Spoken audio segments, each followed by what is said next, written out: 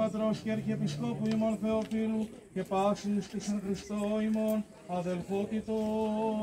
Κύριε ελέησον, Κύριε ελέησον, Κύριε ελέησον. Δεόμεθα υπερελαίος ζωής, ειρήνης, υγείας, σωτηρίας, επισκέψεως, συγχωρήσεως και αφέσεως των αμαρτιών των δούλων του Θεού, πάντων των ευσεβών και ορθοδόξων χριστιανών, των κατοικούντων και παρεπιδημούντων ειδικών και τη ενορία ταύτη, των ενοριτών επιτρόπων, συνδρομητών, αφιερωτών και προσκυνητών του Αγίου Ναού τούτου, έτι δε και υπερπάντων των συμμετεχόντων στην Αγίαν και Ιεράλητην ταύτην μετά των οικείων αυτών, υπερ υγείας και σωτηρίας υπερ αυτών είπομεν. Κύριε ελέησον, Κύριε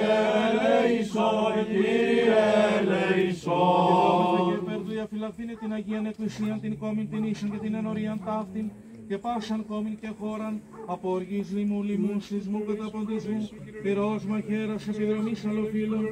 εμφυλίου πολέμου και ευνηδίου θανάτου, και υπερβέλων ευλογή και ευδιάλεκτων γενέσεων, των αγαθών και φιλάνθρωπων θεών ημών, που αποστρέψε και διασκεδάσε, πάσαν οργήν την καθημών κινουμένη, και ρίσαστε ημάς, εκ της επικειμένης